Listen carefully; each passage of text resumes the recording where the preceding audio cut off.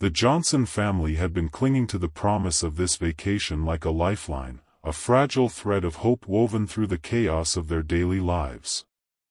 Marcus Johnson, a 38-year-old software engineer at Technova in Atlanta, was a man defined by his ability to solve problems others couldn't.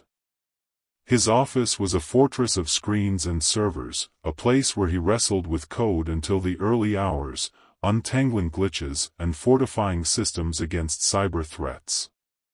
He was the one colleagues called when a client's database crashed or a security breach loomed, his calm under pressure earning him quiet respect. But that calm came at a steep price: nights spent hunched over his desk, weekends lost to urgent calls, and a gnawing guilt that he was missing too much of his children's lives. This trip was his chance to reclaim what his career had stolen, to trade his laptop for laughter and his deadlines for downtime. Aisha Johnson, his 36-year-old wife, was a force of nature in her own right. A federal prosecutor with the U.S. Attorney's Office, she'd built a reputation for dismantling corruption with a precision that left her opponents scrambling. Her latest case, a months-long probe into a bribery ring involving Atlanta's city council, had been a beast, a tangle of wiretaps, reluctant witnesses, and late-night strategy sessions. She'd stood in courtrooms with her head high, her voice cutting through lies like a blade, her dark eyes unflinching as she faced down judges and juries. But beneath her tailored suits and steely resolve, she was weary, her spirit worn thin by the endless fight for justice. She'd promised herself this vacation would be different, a chance to step away from the law books, to let her guard down and just be with her family. Their children were the heartbeat of their world, the reason they pushed through the exhaustion. Caleb, 13, was a lanky teenager with his father's sharp mind and a competitive edge that shone in everything he touched. He'd recently won a regional math competition, solving equations faster than kids twice his size, his trophy a gleaming testament to his talent. He was quiet but observant, his brown eyes catching details others missed, and he'd taken to coding with Marcus, dreaming of one day building his own apps. Zoe, 8, was a burst of light, her braided hair adorned with colorful beads that clacked when she ran. She was all questions and curiosity: why did the moon glow, how did fish breathe, what made the world turn, and her infectious laughter could melt even Aisha's sternest moods. Together, they were a family forged in the fire of their demanding lives, and this trip was their chance to breathe. The Azure Waves Resort had emerged as their destination after weeks of deliberation. Marcus had stumbled across it online, drawn to the glossy photos of its white sand beaches, infinity pools, and palm-lined paths. The website promised luxury and serenity, a coastal haven on Georgia's shoreline where the ocean stretched endless and blue. Aisha had scrolled through the amenities: a spa, a water park, gourmet dining, and nodded approvingly, imagining herself with a book and a glass of wine on a balcony overlooking the waves. Caleb had zeroed in on the promise of kayaking, while Zoe had squealed about dolphin tours, her excitement tipping the scales. It was a 4-hour drive from Atlanta, a journey they'd made the day before in their silver SUV, the trunk packed with suitcases and snacks, the air buzzing with anticipation. The drive had been a small adventure in itself. Marcus had taken the wheel, one hand resting lightly on Aisha's knee, a rare moment of closeness amid their hectic schedules. Aisha had leaned back in the passenger seat, her usual blazer swapped for a loose blouse, her phone on silent for once. Caleb had claimed the role of DJ, his playlist a mix of hip-hop and pop thumping through the speakers, while Zoe had pressed her nose to the window, counting seagulls and pelicans as they soared over the highway. The road wound through pine forests and rolling hills, the landscape opening up as they neared the coast, the air growing thick with salt and promise. They'd stopped once at a gas station, Caleb grabbing a soda while Zoe begged for a bag of gummy worms, her grin winning Marcus over despite his half-hearted protest about sugar. By the time they'd pulled into the resort's circular driveway, the sun was sinking low, casting the sky in hues of orange and pink. The lobby was a vision of grandeur, marble floors polished to a mirror sheen, a chandelier dripping with crystals, and a wall of floor-to-ceiling windows framing the ocean beyond. A clerk with a practiced smile had greeted them, her name tag reading Marissa, and handed over the keycards to room 412. Marcus had carried the bags inside, dropping them onto the plush carpet of the suite as he took in the space. It was expansive, a king-sized bed piled with pillows, a sitting area with a sleek sofa, twin beds for the kids tucked into an alcove, and a balcony stretching out toward the horizon. The room smelled faintly of lavender and sea salt, a breeze slipping through the open sliders. Aisha had kicked off her sandals, her toes sinking into the rug, and let out a sigh that seemed to release months of tension. That night, they'd ordered room service, cheeseburgers and fries for the kids, grilled salmon with asparagus for the adults, and fallen asleep to the rhythmic crash of waves against the shore. The next morning dawned bright and clear, the sky a flawless blue above the resort. They'd claimed a spot by the main pool, a shimmering expanse of turquoise water ringed by cushioned lounge chairs and striped cabanas. Marcus had settled into a chair, a cold lemonade sweating in his hand, his sunglasses perched on his nose as he watched the sunlight ripple across the surface. He'd swapped his usual button-downs for a plain t-shirt and swim trunks, his broad shoulders relaxed for the first time in weeks. Aisha sat beside him, her sundress fluttering in the breeze, a legal journal open on her lap.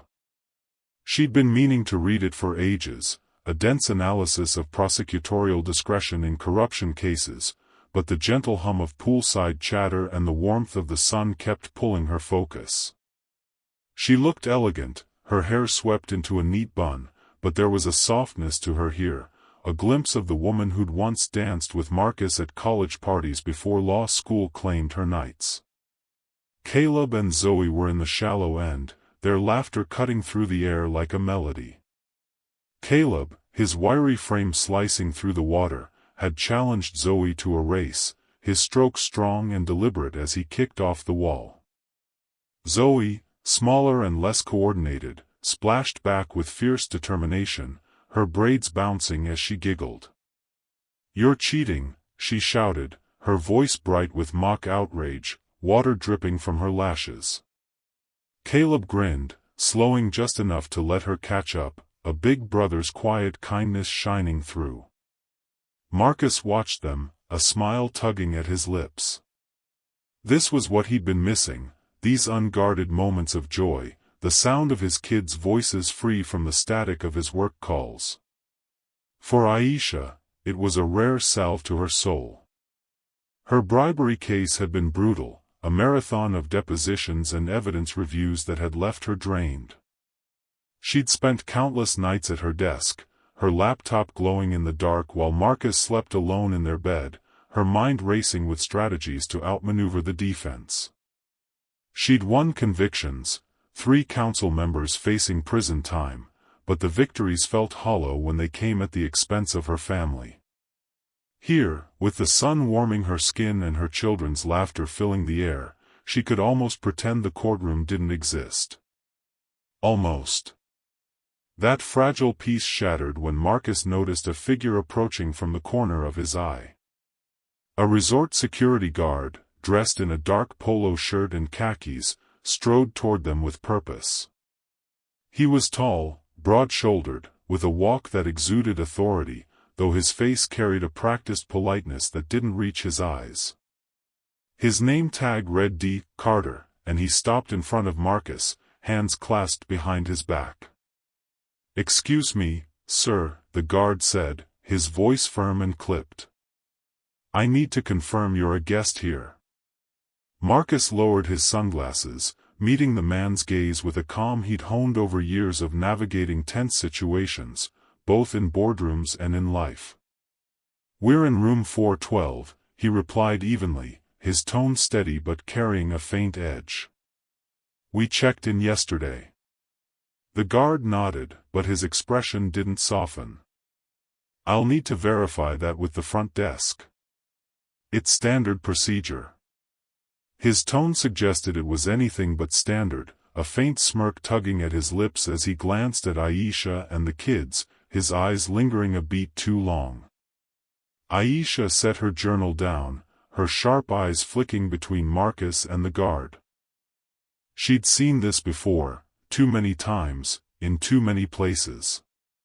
The polite veneer masking suspicion, the subtle shift in demeanor that screamed "you don't belong."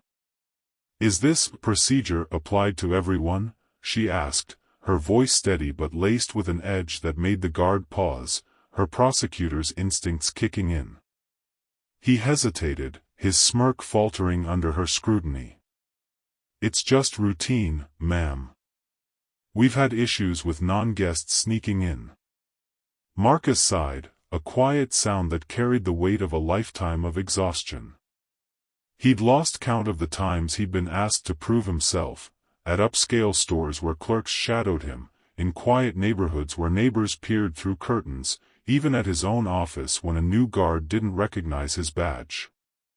"Go ahead and check," he said, keeping his tone neutral, though his fingers tightened around the armrest. "We're not going anywhere."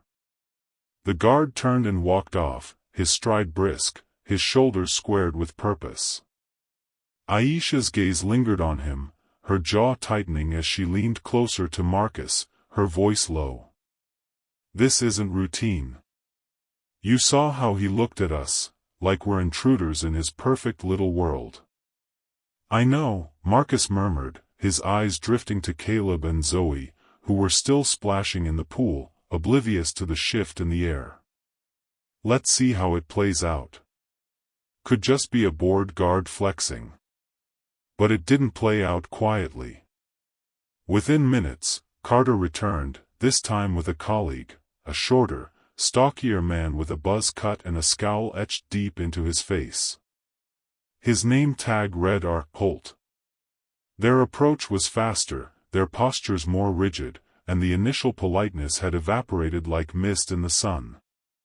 "Sir," Carter began, his tone now openly commanding, "we need you and your family to leave the pool area until we confirm your information." Marcus sat up straighter, his patience fraying like a worn thread. "I've already told you, we're in room 412, he said, his voice steady but carrying a hardness beneath it, a warning born of too many battles fought in silence. "Call the front desk if you need to, but we're not leaving." Aisha stood, her sundress fluttering in the breeze, her presence suddenly towering despite her petite frame. "What's the real issue here?" she demanded, her prosecutor's voice cutting through the humid air like a blade. "We've answered your questions. Why are we being singled out?" Holt crossed his arms, his scowl deepening, his stance widening as if bracing for a fight. "We've had problems with people sneaking into the pool area. This is about protecting the resort. It's not personal." "Not personal?" Aisha's brow arched, her tone sharpening to a razor's edge. "Then why are you pushing us so hard? We've given you our room number, twice now. Is it because we don't look like the other guests? Does your policy only apply to families like ours?" Carter shifted uncomfortably, his eyes darting to the side, avoiding her piercing stare. Holt, though, doubled down, his voice gruff. "Don't make this something it's not. We're just doing our job." Caleb and Zoe had stopped playing, their heads poking above the water as they watched the exchange, the joy draining from their faces. Caleb's brow furrowed, his competitive energy replaced by a quiet confusion, while Zoe's small hands gripped the pool edge, her eyes wide with uncertainty. Marcus caught their stares and forced a reassuring smile, though it felt hollow. "It's just a mix-up, guys," he said softly, his voice steady despite the tightness in his chest. "Go back to swimming." "I've got this." But he didn't have it, not yet. The guards didn't budge, their presence a stubborn wall, and soon, the situation escalated further. 2 local police officers arrived, their boots thudding against the pool deck as they marched toward the Johnsons, their navy uniforms stark against the bright tiles. The lead officer, a tall man with a weathered face and a badge glinting in the sun, stopped in front of Marcus. His name tag read Sergeant T. Reynolds. "We got a call about an incident," he said, his voice gruff, his hand resting lightly on his belt. "I need to see your identification." Marcus stood slowly, his movements deliberate, his anger simmering beneath a calm exterior he'd mastered over years of keeping his cool. "I'm Marcus Johnson," he said, pulling his driver's license from his wallet and handing it over with a steady hand. "We're guests here, room 412. There's no incident, just a misunderstanding." Reynolds took the license, barely glancing at it before tossing it back onto the table with a flick of his wrist, the plastic clattering against the glass. "We've had reports of trespassers," he said, his tone flat, his eyes narrow.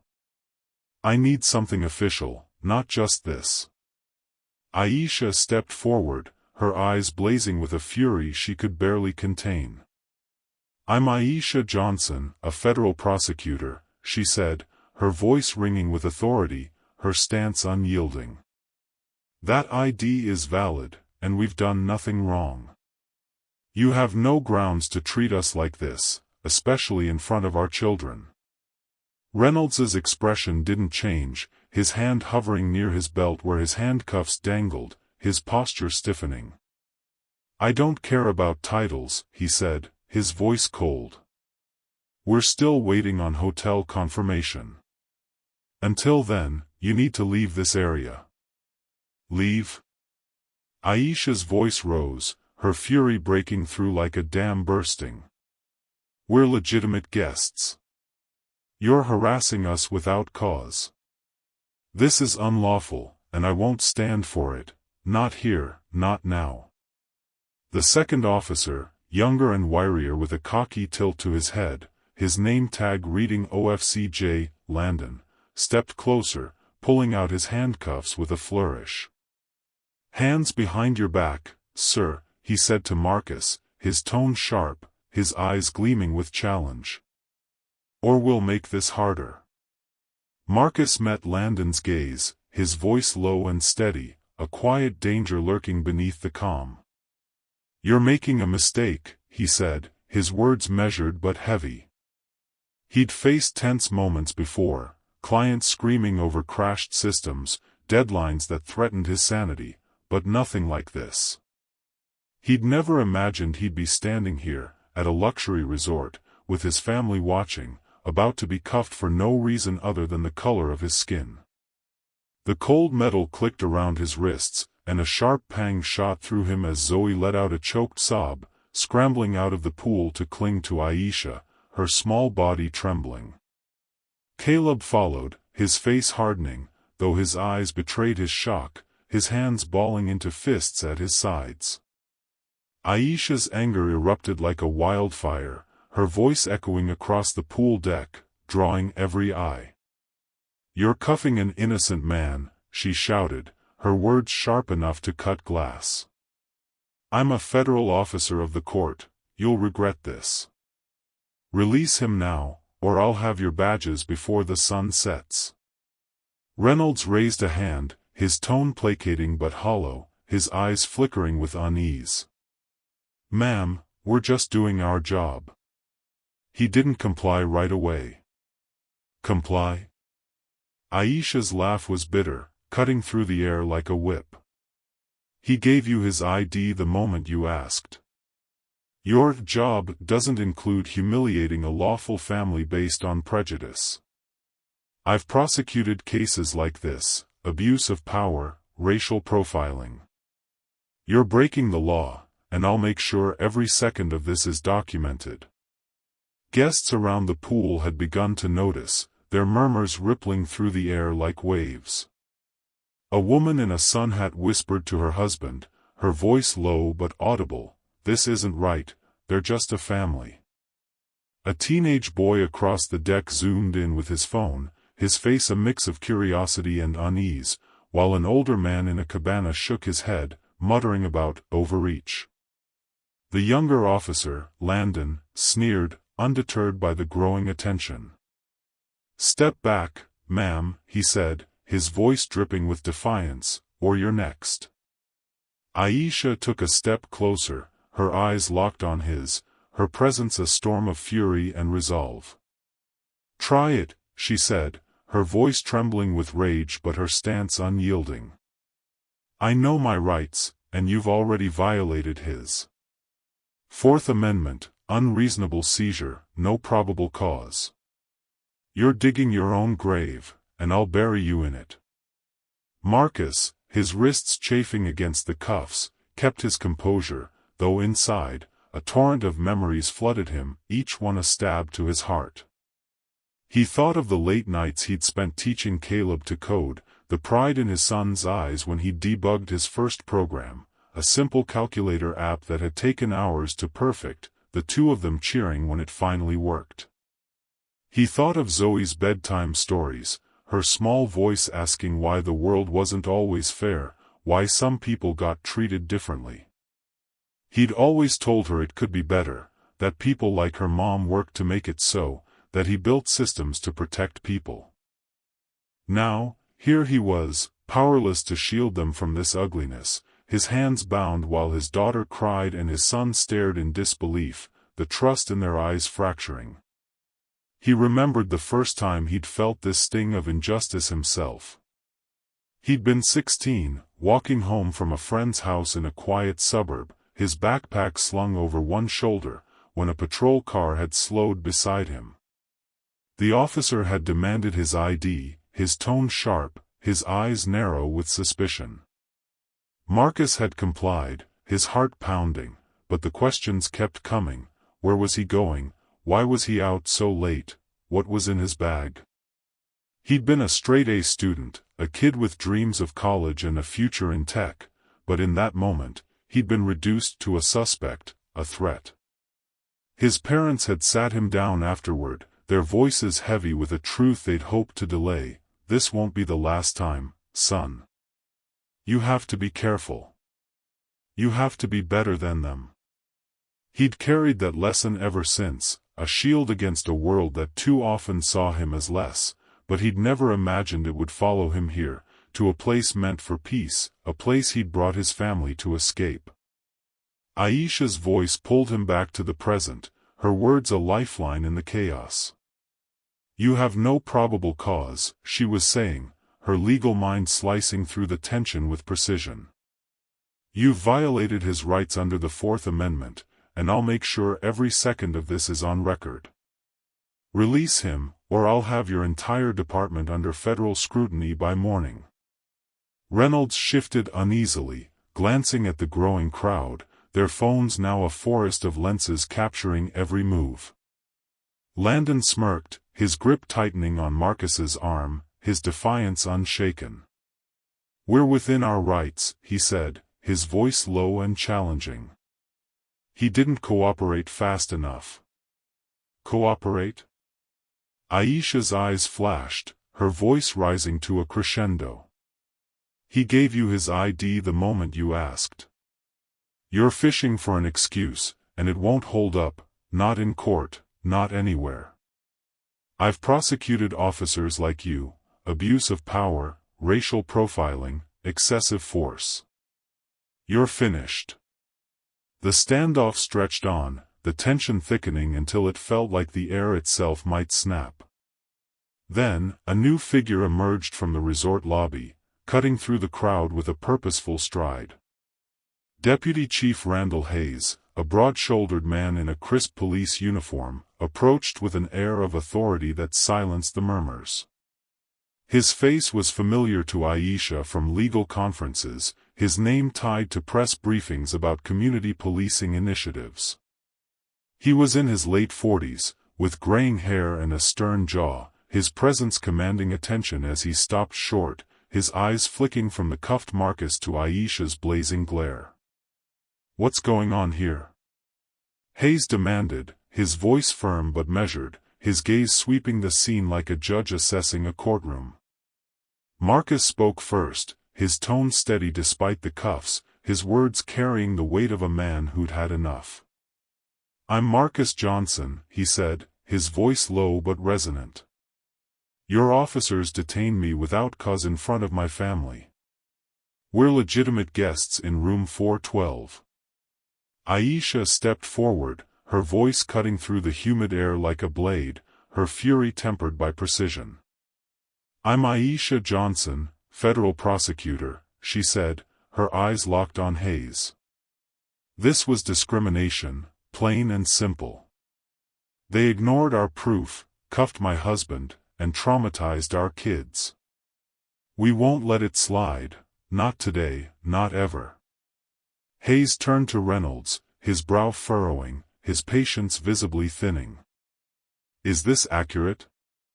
Reynolds shifted, his confidence waning under Hayes's scrutiny, his hands fidgeting at his sides. "We were verifying their status, sir," he said, his voice faltering. "The resort called us about possible trespassers."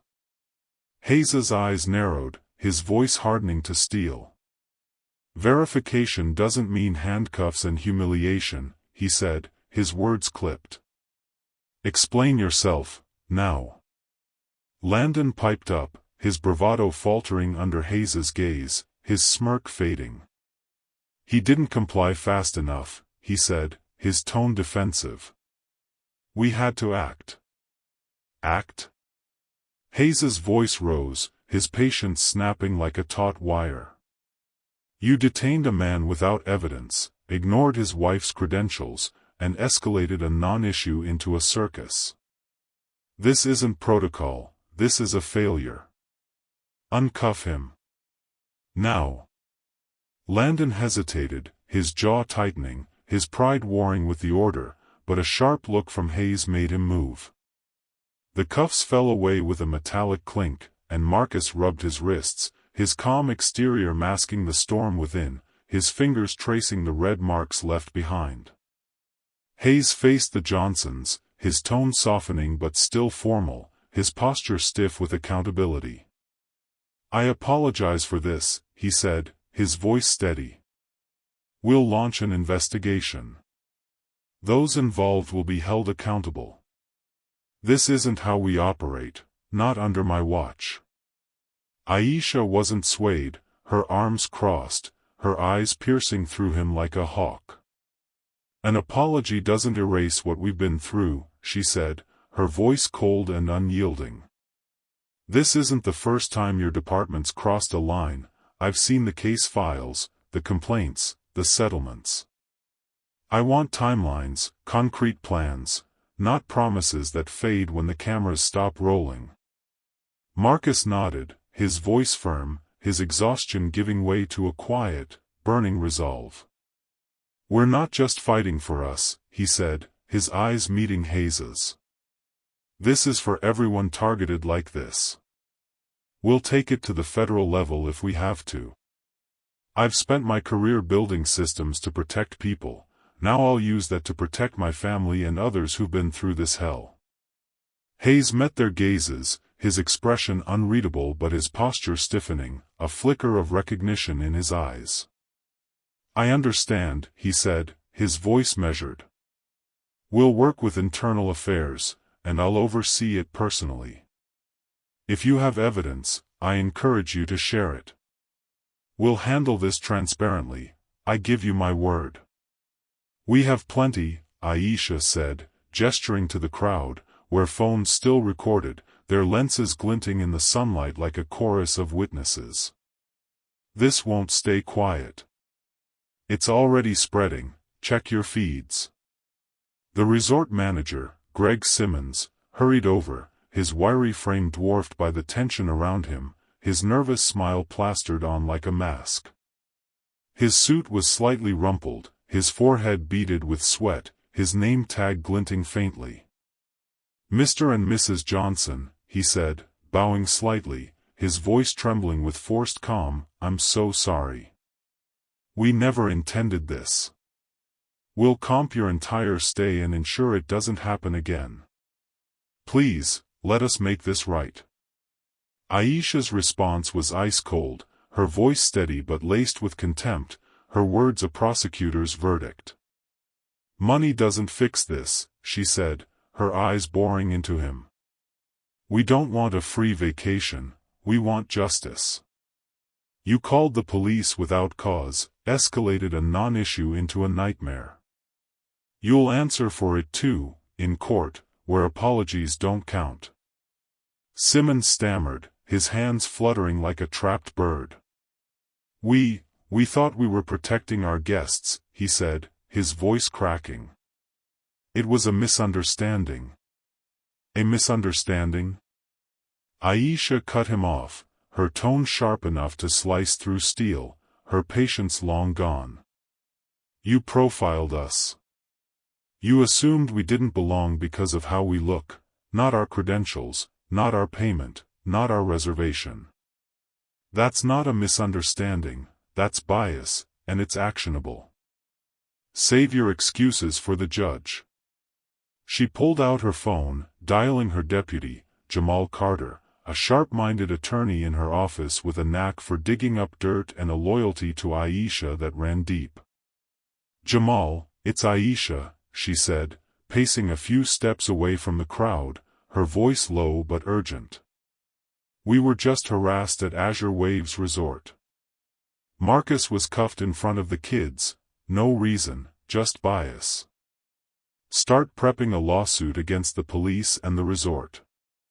Civil rights violations, emotional distress, negligence, the works. I want everything ready by tomorrow. Pull the resort security policies, their call logs to the police, any prior complaints. This is personal now." Jamal's voice crackled through the line, calm but focused, his tone steady as always. "Got it, Aisha. I'll get the team on it. You okay? The kids?" "We're shaken, but we're fighters," she said, her eyes flicking to Marcus and the kids, her resolve hardening. "Get moving. I'll send you video contacts from the crowd."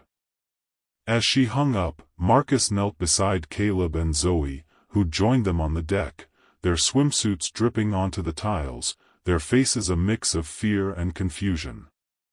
Caleb's eyes were stormy, his voice low and trembling with a mix of anger and disbelief. "Dad, why'd they do that?" he asked, his hands balling into fists. "You didn't do anything. You're not a bad guy, you're the smartest person I know." Marcus placed a hand on his son's shoulder, searching for words that wouldn't deepen the wound, his heart aching at the betrayal in Caleb's eyes. "Sometimes people judge based on wrong ideas, Caleb," he said softly, his voice steady despite the ache in his chest. "They see us and make assumptions, about who we are, where we belong. But we won't let it define us. We'll make it right, for us, and for others who've been through this." Caleb's jaw tightened, his hands clenching tighter, his voice dropping to a whisper. "It's not fair. You fix things, computers, problems. They should have listened to you." Marcus managed a small smile, ruffling his son's hair, though his own heart felt heavy. "They will, son," he said, his tone firm. "We'll make sure of it. This isn't the end." Zoe clung to Aisha, her voice trembling, her small hands gripping her mother's dress, her braids damp against her cheeks. "Is Daddy okay?" she asked, her eyes brimming with tears. "Did they hurt him? Why were they so mean?" Aisha knelt, pulling Zoe into a tight hug, stroking her braids as she fought to keep her own emotions in check, her voice gentle but firm. "He's fine, baby," she whispered, her words a promise. "They didn't hurt him, and we're together. We're strong, okay? No one's taking that away from us. Zoe nodded, her tears soaking into Aisha's shoulder, but the fear lingered in her eyes, a shadow that hadn't been there before, a crack in her innocence that Aisha couldn't unsee. Her heart twisted. She'd spent her career protecting others from injustice, taking down the corrupt and the cruel, but she couldn't shield her own daughter from this. Not today, not here. The Johnsons gathered their things, towels hastily folded, Aisha's journal stuffed into her bag, the kids' goggles dangling from Caleb's hand, and prepared to leave the pool area. The crowd parted for them, some offering sympathetic nods, others still filming, their phones a silent promise that this story wouldn't fade into the ether. Hayes ordered his officers to stand down, his voice clipped as he addressed Landon. "Get inside and write up your report," he said, his tone sharp. "Every detail. You're answering for this." Landon's defiance had evaporated, his shoulders slumping as he trudged toward the lobby, his boots scuffing the tiles. Reynolds followed, his head bowed, his earlier authority reduced to a flicker. Hayes lingered, watching the Johnsons with a mix of regret and calculation, but he said nothing more, his silence a tacit acknowledgement of the mess he'd inherited. Simmons, the manager, tried one last plea as they passed the front desk, his voice trembling with desperation. "Please, let us resolve this internally," he said, his hands clasped together. "We'll review our policies, train our staff." "Too late," Marcus said, his voice quiet but unyielding, his eyes hard as stone. "You had your chance when you called the cops instead of the front desk. Now it's our turn." Aisha didn't even glance at him, her focus already shifting to the fight ahead, her mind racing with legal strategies and next steps. She and Marcus exchanged a look, a silent pact, a shared fire that burned brighter than their exhaustion. This wasn't over. Not by a long shot. Back in their suite, the air felt different, heavier, the once welcoming space now tinged with the weight of what had happened. The kids sat on the sofa, Caleb flipping through TV channels without watching, his thumb pressing the remote with restless energy, while Zoe curled up with a stuffed turtle she'd brought from home, her small body tucked into the cushions. Marcus stood by the balcony, staring out at the ocean, the horizon blurring as his mind churned. Aisha paced the room, her phone pressed to her ear as she spoke with Jamal again, her voice low but urgent, laying out the battle plan. "We've got video evidence from the crowd," she was saying, her steps measured, her free hand gesturing as if briefing a jury. "I'll send you the contacts of a few guests who offered to share, names, numbers, everything. Cross-reference the resort's call to the police, time, dispatcher, responding unit. I want a paper trail, Jamal, every scrap of it." Marcus turned, leaning against the railing, his voice cutting through her conversation. "Add the security guards to the suit," he said, his tone low but firm. "They started this. Their procedure was a sham, Carter and Holt. Get their employment records, any prior incidents." Aisha nodded, relaying the instruction to Jamal without missing a beat. "And pull Marcus's employment records from Tech Nova, proof of his stability, his character, his clearance level. This wasn't about trespassing, it was about us being black in a place they didn't expect. Dig into the resort's history too, complaints, lawsuits, anything that shows a pattern." Jamal's voice came through, steady as ever. "On it. I'll have a draft complaint by morning." "You holding up?" "Barely," Aisha admitted, her voice softening for a moment, her eyes flicking to the kids. "But we're not backing down. Call me when you've got something." When she hung up, she joined Marcus on the balcony, the sea breeze tugging at her hair, the horizon stretching endless before them. "We're doing this, right?" she asked, though it wasn't really a question, her hand finding his. "All the way," he said, squeezing her fingers, his voice steady with a resolve that felt like iron. "For the kids. For everyone." That night, they sat the kids down, the TV muted, the room lit by a single lamp that cast soft shadows on the walls. Caleb spoke first, his voice hesitant, his eyes searching theirs.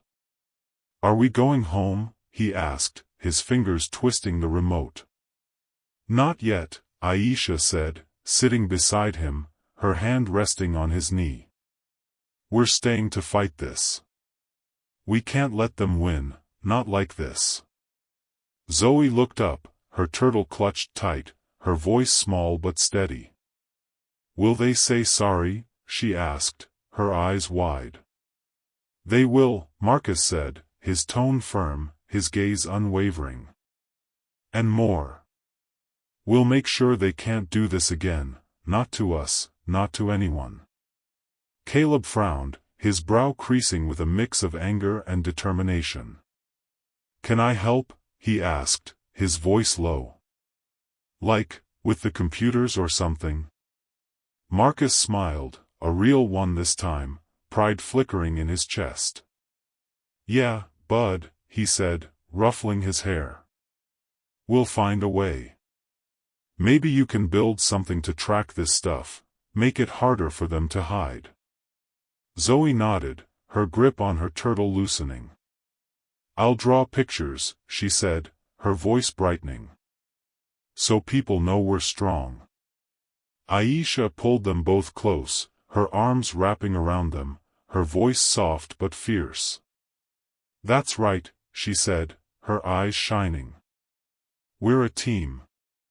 And we're not stopping." The next morning, the story broke online, a wildfire sparked by the crowd's recordings.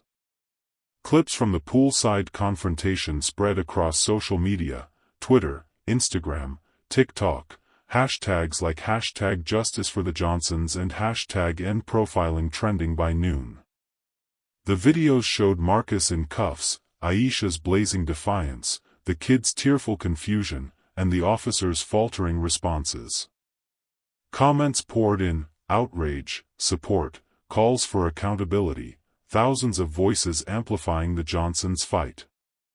Aisha's office was flooded with calls, colleagues offering legal muscle, reporters seeking statements, civil rights groups pledging resources. Marcus fielded messages from his team at Tech Nova, their texts a mix of shock and fury. "We've got your back, man. This is bullshit." The resort issued a tepid apology by midday, a bland statement emailed to guests and posted online. "We regret the incident and are conducting an internal review to ensure it doesn't happen again." It only fanned the flames, the internet tearing it apart for its vagueness, its lack of accountability. The police department followed with a press release, Hayes's name attached. "An investigation is underway, and we take these allegations seriously." But the words felt hollow to the Johnsons, a band-aid on a gaping wound. By week's end, the lawsuits were filed, against the police for civil rights violations under Section 1983, against the resort for negligence, discrimination, and emotional distress. Jamal's team had worked around the clock, pulling records, drafting complaints, and securing witness statements from the crowd. Aisha met with federal agents from the Justice Department, her credentials opening doors, her fury sharpening her pitch. Marcus briefed Technova's legal counsel, looping them in for support, his technical mind already mapping out a digital strategy, databases, timelines, evidence logs. Hayes kept his word, launching an internal affairs probe, but the Johnsons didn't wait. They held a press conference outside the resort, the ocean roaring behind them, cameras flashing as Aisha spoke, her voice steady and fierce. "This wasn't a misunderstanding, it was injustice. We're fighting for accountability, for our children, for every family who's faced this shadow. We won't stop until the system listens." Marcus stood beside her, his arm around Caleb and Zoe, their faces a testament to their strength. The kids began to heal in their own ways. Caleb sketched out a coding project, an app to track profiling incidents, his pencil flying across a notebook as he brainstormed with Marcus. Zoe drew pictures, her family standing tall, the ocean behind them, her crayons bright with hope. The scars remained, but so did their resolve. The Johnsons knew the road ahead was long, the battle far from won. Depositions loomed, court dates stretched into months, and the media circus would test their patience. But as they stood together, their hands linked, they felt a strength that no cuffs could break, a unity forged in fire. This wasn't just their fight, it was a stand for every family who'd faced the same shadow, a promise that justice wouldn't come from silence. And they'd keep going, step by step, word by word, until the world heard them loud and clear.